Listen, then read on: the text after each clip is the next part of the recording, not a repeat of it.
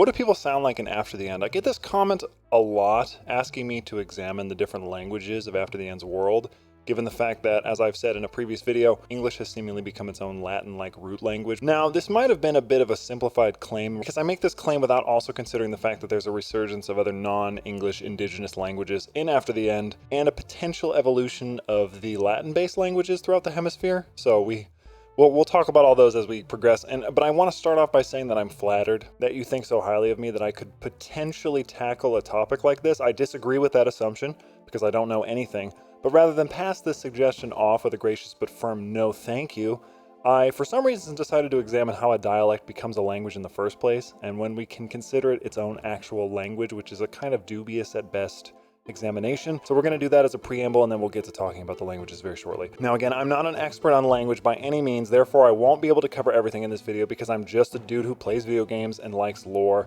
and likes to speculate. So take all of this with a grain of salt. I could be talking out of my ass, realistically. Hopefully this video can make some broad assumptions about certain things and we can draw some conclusions from them, and maybe it'll aid you in your own assumptions off screen, I guess. Before we do that, however, I think the distinction must be made about what a dialect is versus a language so we can better understand how to tackle our question and develop a thought that we can use to process our eventual hypotheses. I've noticed a lot of people get up in arms with the definition of dialect versus an accent online. So based on what Wikipedia itself says, it's most often applied to a regional speech pattern which includes things like slang that, while varied, are often mutually intelligible to one or another, especially when considering geographic proximity.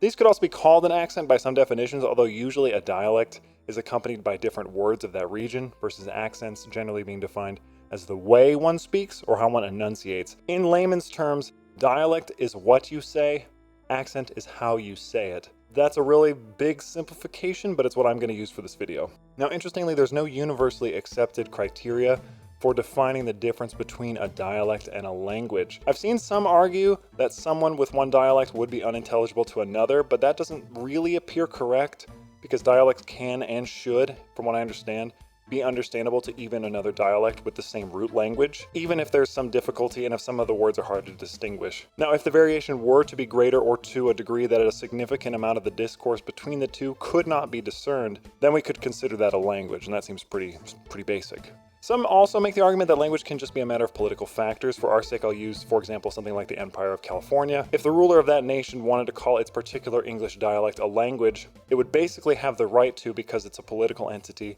with the power to define its own language if it wishes. Also, for our example, this official language would likely be hard to pin down given the state's large minority population, especially from Asian and Spanish-speaking countries. I would also like to point out the fact that if this is a neo-feudal setting, an empire could use their state language as a means of differentiating themselves from the peasantry, like what the French Normans did with the English, the Anglo-Saxons. But now that we've sort of covered some of the basics of what an accent, dialect, and language are, what about the examples? Like, we gotta hear something, right? Now for this video, I'm gonna largely focus on English because I speak it. For those of you who speak other languages, I apologize, obviously. However, I do feel sort of confident enough to say that Spanish of Mexico would probably sound significantly different in After the End to Spanish from Spain, more so than it does now, the same with Quebec French versus France French, because they've been living not only separate from them by a continent, but also now in isolation. They don't have the internet to interact, so they would probably evolve even more so than they already have, to the point that I could think in 600 years they may have had enough time to become languages of their own,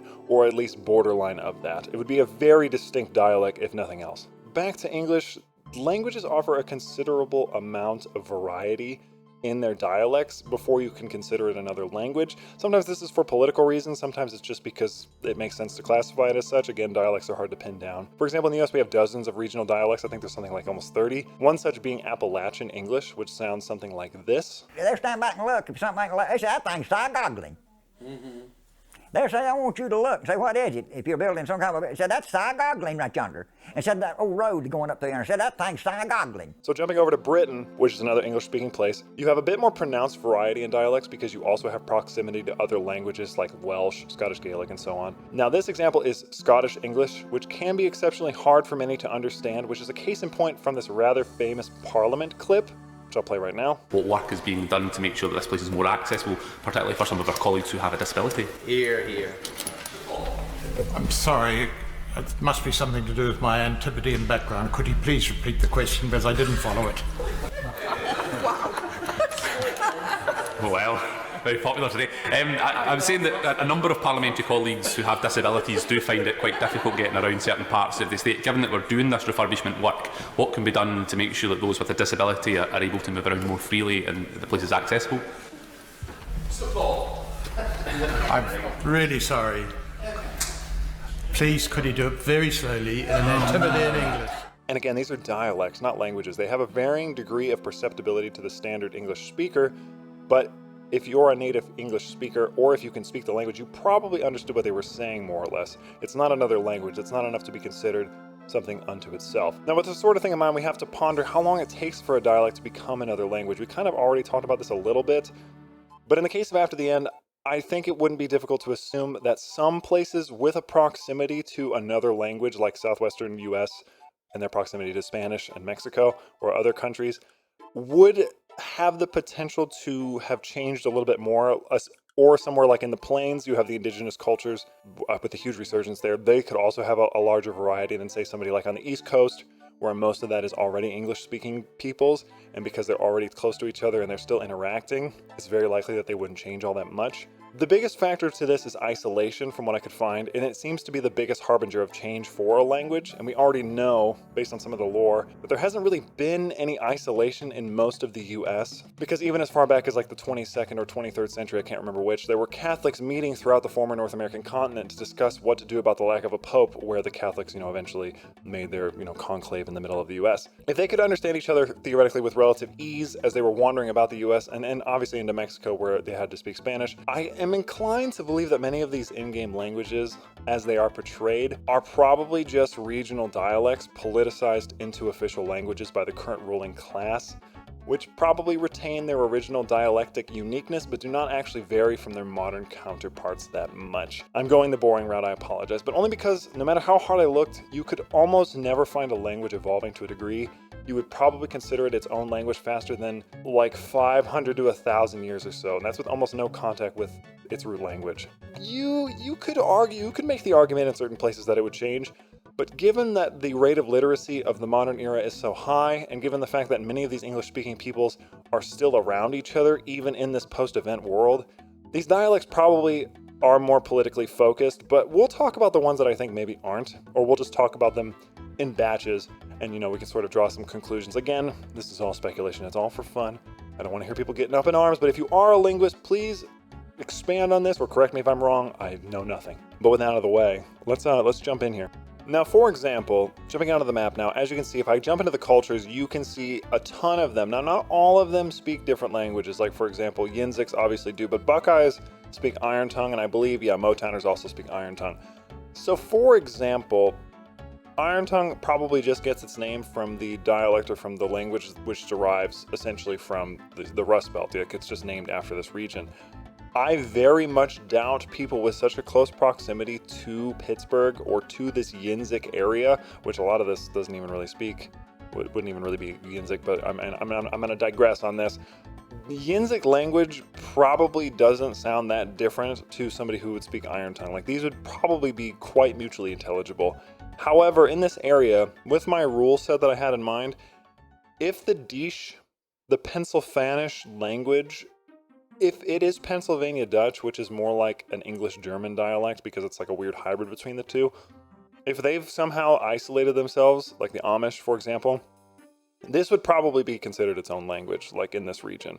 It would be very unlikely that you'd be able to understand these people, especially if they reverted entirely to Pennsylvania Dutch versus, something like English. Like, it's more than likely, it says it's continental European fashion, obviously you see all that stuff right there, but it's very unlikely that these people would be able to communicate with these people very well. Whereas I believe these two would be able to communicate pretty well. And that's sort of the same thing down here. I would imagine a lot of the southern languages, especially like Atlantan, would have a sort of African-American vernacular English sound. And that would be different, and especially you could even maybe make the argument that the ruling class would use this as a means of rule. But from what I understand of the Holy Columbian Commonwealth, they're a lot more, I don't know if I want to say egalitarian. They're a lot more accepting, a lot more, they're a commonwealth, right? Like, they are willingly brought together. So I doubt that they would do something like that. I very much doubt that these would be different. Like most of these over here, maybe the Appalachians, like as you heard, the Appalachian dialect is pretty heavy. Some of these mountain cultures are very remote, very hard to understand. And if they continue to evolve in this way, like if, again, a lot of this depends on isolation. Like if these people were somehow able to separate themselves from each other, then maybe you would have a difference. I know that's like it kind of feels like a little bit of a cop-out, but it's hard to say otherwise. Now with Quebec, it's probably its own variation of French at this point, because it was already heavily French, and I doubt that it wouldn't continually evolve to the point where it would be almost indiscernible from like French from France. However, I say that again with an asterisk because you have something like Cajun Creole, which is its own variation of French, which is still discernible to some people who speak French. Cajun Creole is kind of like if you took, I don't even know if they would have that down here. They sort of have like the yacht language. I don't know, like maybe Louisiana. Yeah, okay, so they do have it down here. So the Louisianists, they have the France language. This is probably closer to like a French.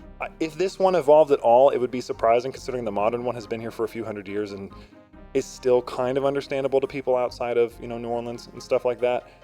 But even then, you have Nolan with its own language. So it's hard to say. This is a very difficult topic to tackle from my end, because all I can really do is make assumptions. And a lot of the time, I very much doubt that they're going to be very different. Like Navajo, of course, is its own language. Like that's already going to sound different. The same with some of these, like the Yupik, or the Inuit language. Those are already languages, and they would obviously retain their own language rules. But I don't imagine that somebody who speaks plain speak, and for example, with plain speak, this stretches all the way from here to here.